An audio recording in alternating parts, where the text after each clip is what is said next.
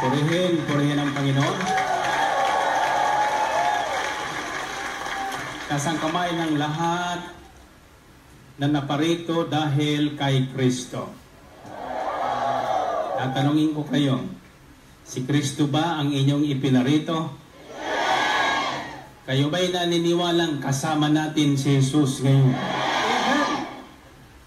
Meron ba kayong kasamang dalawa? Meron? Siguruhin yung mayroon kayo, ha? Huwag kayong manghihiram. Okay, tapikin nyo yung balikat ng kasama nyo. Sabihin mo, ikaw ay akin. Hallelujah. Yung walang kasama, pagantay kayo, may sasabihin ako sa inyo mamaya. Handa na ba kayo? Okay, taasang inyong dalawang kamay. Tahimik kayo sapagkat ulitin ko po, ito po ay kung natatandaan ko, pang-apat ko nang pinalikan ang aral na ito. Subalit sa tuwing ito'y aking babalikan, may bagong pangitain ipinakikita sa akin ng Panginoon at ngayon ay napakahalaga. Makikita natin at masasalamin natin ang buhay natin sa kasalukuyan at buhat ngayon, walang sino mang sisisihin ng Diyos. Narinig niyo ba yan? Okay. Ayon sa Matthew 18:18 hanggang 20, sinabi ng Panginoon Kristo, sinasabi ko sa inyo, anumang ipagbawal ninyo sa lupa ay ipagbabawal sa langit. At anumang ipahintulot ninyo sa lupa ay ipahihintulot sa langit. Sinasabi ko pa rin sa inyo, kung ang dalawa sa inyo dito sa lupa ay magkaisa sa paghingi ng anumang bagay sa inyong pananalangin, ipagkakaloob ito sa inyo ng aking amang nasa langit. Naniwala ba kayo doon? Sapagkat saan man may dalawa o tatlong nagkakatipon dahil sa akin, naroon akong kasama nila. Purihin natin ang Panginoon. Purihin ang Diyos. In English it says, Jesus said, I tell you the truth, whatever you bind on earth will be bound in heaven, and whatever you loose on earth will be loosed in heaven. Again, I tell you that if two of you on earth agree about anything you ask for, it will be done for you by my Father in heaven. For where two or three are gathered in my name, there I am with them. Purihin natin ang Panginoon. Purihin natin. Kasang kamay niyo. Tatanungin ko kayo. Alam niyo ba ang alam niyo ba ang katotohanan ang ibig ipabatid sa atin ng Panginoon sa aral na ito? Hindi ba? Gusto niyong malaman? Paniniwalaan niyo? Sabihin niyo, Panginoon, mangusap po kayo. Nakikinig ang inyong mga lingkod. Totoo? Purihin natin ang Panginoon. Purihin ang Diyos. Brothers and sisters, this is a statement of fact. Ito po ay pahayag ng katotohanan. At ito po ay galing sa bibig ng Diyos. Galing sa bibig ng Panginoong Hesukristo. At sabi sa aklat ni Propeta Jeremias, binabantayan ng Diyos ang kanyang salita upang magkaroon ng katuparan ang lahat. Binabantayan ng Diyos ang kanyang salita. Kaya ngayong gabi, binabantayan ng Diyos ang kanyang salita upang sa taong makikinig, mananalig at mananampalataya, magkatotoo ang salitang ito.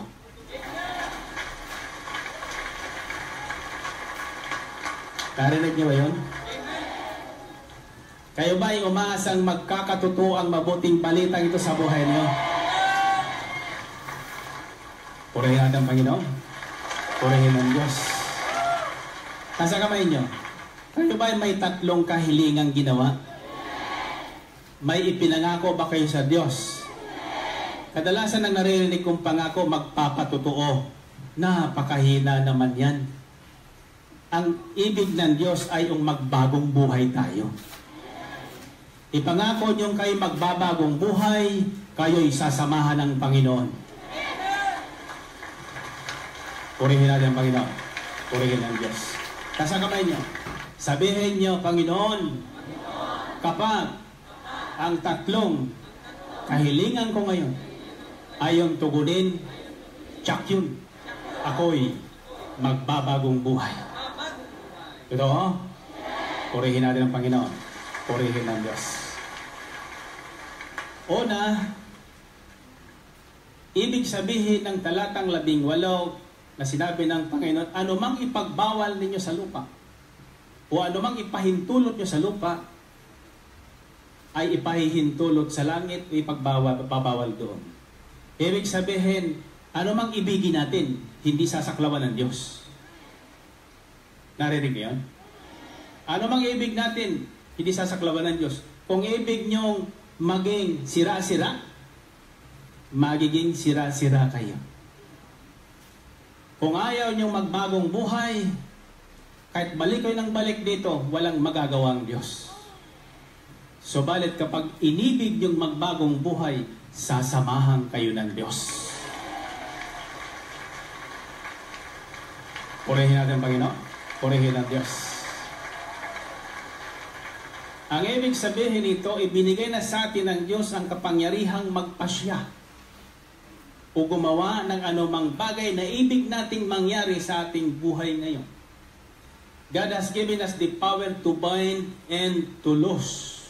Ibig sabihin, kapangyarihang magpalaya sa ating kalagayan ngayon o kapangyarihang manatili tayo sa kalagayan natin ngayon. Anong gusto niyo? Manatili kayo sa kalagayang nakasimangot o lumaya kayo roon at o lumipat kayo sa buhay na laging bungis-ngis? Anong pipiliin nyo? Anong gusto nyo gawin? Malungkot o masaya? Anong gusto nyo maging? Mahirap o mayaman? Hallelujah, basta sa yaman. Purihin natin ang Panginoon. Purihin ang Diyos. Ano gusto niyo mangyari sa buhay niyo? Pumangit o gumapong tulad ni? Purihin natin, Panginoon. Purihin ang Diyos. Hallelujah. Nakikinig ba kaya? And so, whatever we want to happen in our lives is our decision. We are what we have decided to become to be. You are what you have decided to become to be. Ikaw ay ikaw dahil iyan ang pinili mong buhay. Malinaw ho ba? In short, life is what you make it. If you want to make your life miserable, you can have it. Di ka sasaklawan ng Panginoon. Bagamat ibig niya ng isang buhay na ganap at kasiyasya, kung ibig mo noon, kung ayaw mo noon, di ka sasaklawan ng Panginoon. So, pili natin, desisyon natin ang buhay na ibig natin. Amen? Sabihin mo sa kasama mo, tandaan mo ito. Life is what you make it. Kung anong ibig mo, papayagan ng Panginoong Jesucristo. Anong sagot niya? Purihin natin ang Panginoon. Purihin ang Diyos. Kaya kung ano man nangyayari sa ating buhay, huwag na tayong magtuturo kahit kanino. Huwag na nating ituturo ang nanay at tatay natin.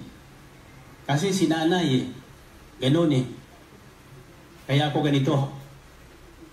Kasi si nanay. Kasi si tatay. Yung iba naman, kasi ang Diyos. Bakit ako ginawa ng ganito ng Diyos? Hindi.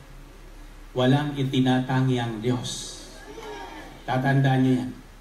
Walang itinatangi ang Diyos. Ibig ng Diyos na tayong lahat ay magbagong buhay. Ibig ng Diyos na tayong lahat ay magkaroon ng buhay. Isang buhay na ganap at kasiyasya. Ibig ng Diyos na tayo ay hindi magkulang. Sabi sa aklat ng mga awit, The Lord is my shepherd, I shall not want. Kapag si Kristo ang pinili natin sa ating buhay, hindi tayo magkukulang. Malinaw ba? So, wag nating sisisihin ng Diyos.